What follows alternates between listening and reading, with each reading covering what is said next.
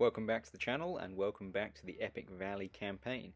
So what just happened and what are we going to do next? If you haven't already, do please like and subscribe to the channel so you'll always be kept up to date with what we have to come. Also head on over to Facebook and join the Facebook page so again you can share what you're working on and get more ideas from the group. So with the rule set that we're playing, that's Follow the Flags. It's a rule set which I came up with. If you do want to get your hands on it, go over to the coffee channel, link in the description. So what happened in the previous turn? So it was quite an interesting one whereby we had in the centre General Jackson was ordered to march up to a sort of strategic crossroad. We did try to get General Ewell to march across as well in the centre, although he had a random action which stopped him, conflicting orders. In the west, General Johnson continued his pursuit of the Union forces, and he was able to catch up with them, although they did slip away in the rain. Whilst in the centre, when Jackson caught the Union troops at the crossroad, his force was able to destroy them, although it was a very close run, being in numbers of casualties. But hot on his heels was General Shields, ready to try and do a bit of damage to him. So, what actually happened in that battle? We'll find out now. So it was relatively open terrain. We had a river running down the western side, a few farm buildings and bits and pieces. For the Union, they started off with just 2 units on the table. The rest was coming on with shields in reserve, or as reinforcements. For the Confederates, they had the whole force deploy at the start of the game. So, as you can see, Confederates start off with quite a few more, and then as the Union come on later, parity would be reached.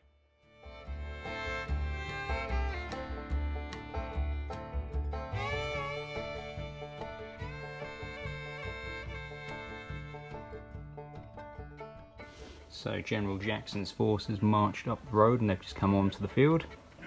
Our Union troops, caught by surprise, are in the centre. It's early morning, so until they're fired upon they won't actually realise that the Confederates have arrived. So at the end of turn 1, not a huge amount's happened, just the Confederates have advanced, their infantry and artillery down on this side, the cavalry are flanking up, and the Union are still unawares that the enemy are there. Their pickets haven't called out yet.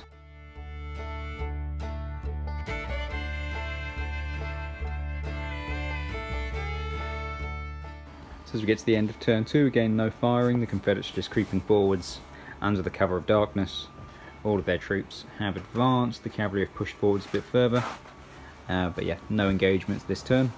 Union are still unawares. So turn 3, and as the Confederates advanced, the pickets were alerted, so the Union troops have mustered and have just moved down slightly to block the road.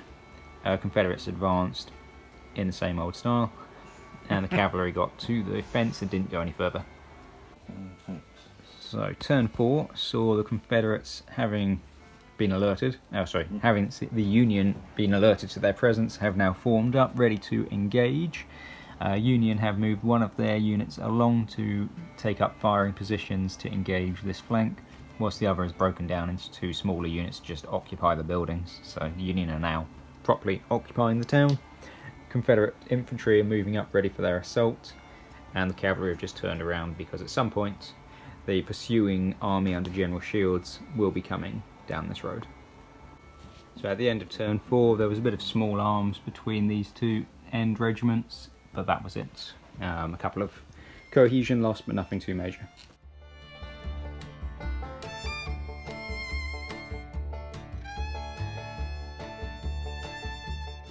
So at the end of turn 5 we saw the Confederates advancing still, and they've closed up on the wall. There was some small arms fire between them, and the Union and Confederates in grey there are shaken somewhat, but they're still standing.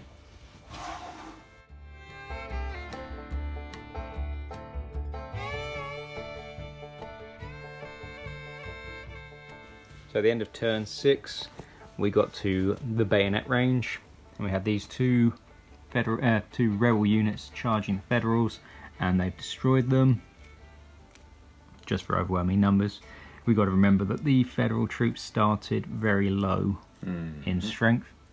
In the centre, this regiment has attacked into the town and almost destroyed the Federals, but themselves are depleted as an effective fighting force, so one base removed from both sides. So after the melee we did morale checks, and the remaining Union unit, seeing their friends completely annihilated, has broken and they are running up the road.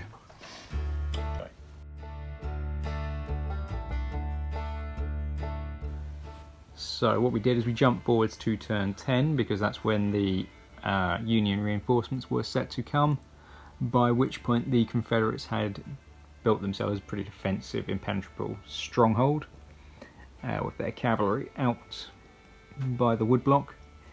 Then we decided we only had 3 turns left because it was a 13-turn game, and the Union troops would barely get to the start of that hedgerow, so it wouldn't really be worth them trying to do anything other than take casualties. So as the commander, they are withdrawing from the engagement.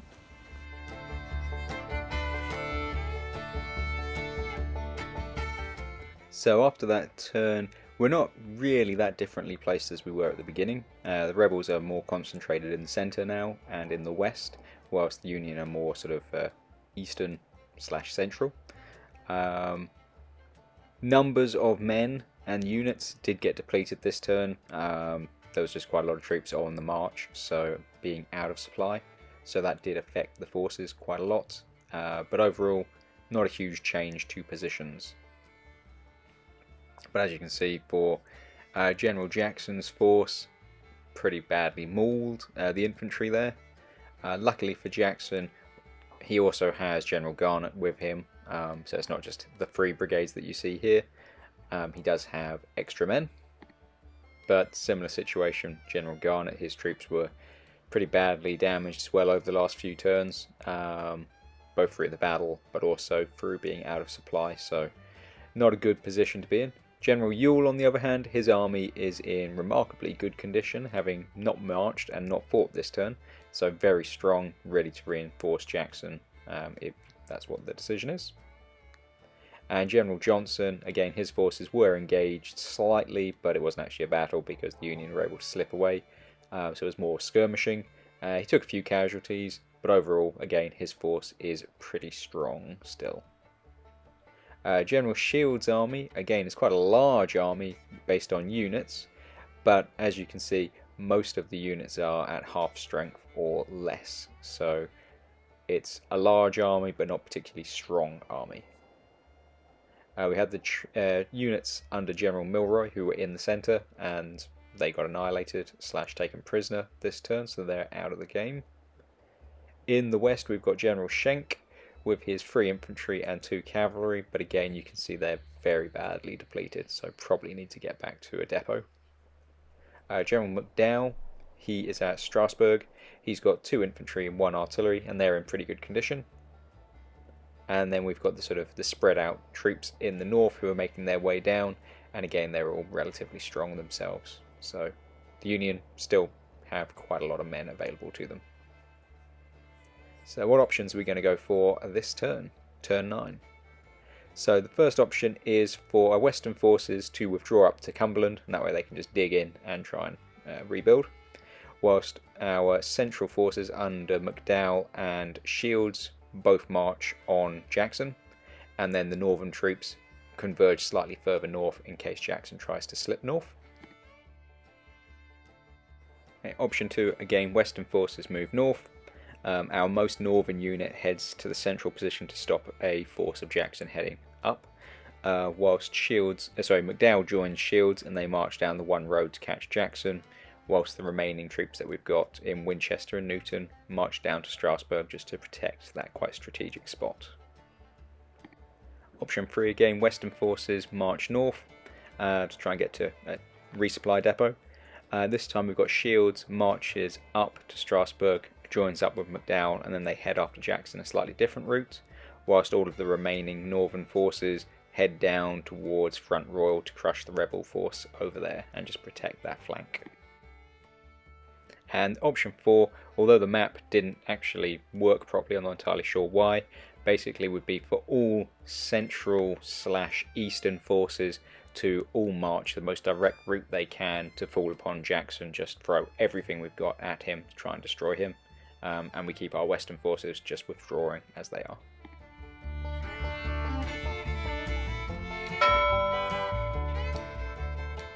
Option 1 for the rebels sees Johnson continue his advance in the west. Then Jackson makes a line. He joins with Ewell, or Ewell joins with him, and they go straight towards Newton in the centre, trying to split the Union forces. If McDowell comes out of Strasbourg, then he engages, but if not, he just goes straight. And then our cavalry detachments on the opposite side of Front Royal, if they get an opportunity, they move across the river and take Strasbourg. Option 2 is similar. In the west, we continue pursuing. However, in the centre, we have Jackson and Ewell's forces just go straight towards Strasbourg and fall upon McDowell, with the cavalry force from Front Royal joining in to try and catch him in a pincer movement. Option 3 sees Johnson continue his pursuit. Our cavalry in the east, they cross the river and just start doing harassing actions on those Union forces, whilst General Jackson and General Ewell start a march to the sort of the northern direction so that they can fall upon Winchester or do whatever they want to do next turn. And option 4, again, Johnson going after those troops in the west, whilst Jackson, Ewell and Garnett, they move north in a direct line basically, straight into that interior area, whilst the cavalry force again heads across the river and starts doing harassing, delaying actions on those Union troops, trying to cause as much chaos as they possibly can. So there you have it for our options for turn 9. Hopefully one of those will take your fancy. I look forward to hearing what you have to say down below in the comments. The polls should be up now on the community page, so head on over there and get voting on that. Once again guys, just want to give you all a big thanks for taking part and supporting me in the channel. If you do like the rules, again, go over to Coffee and get a set of them. But until next time guys, keep gaming and can't wait to see you then. Thanks guys.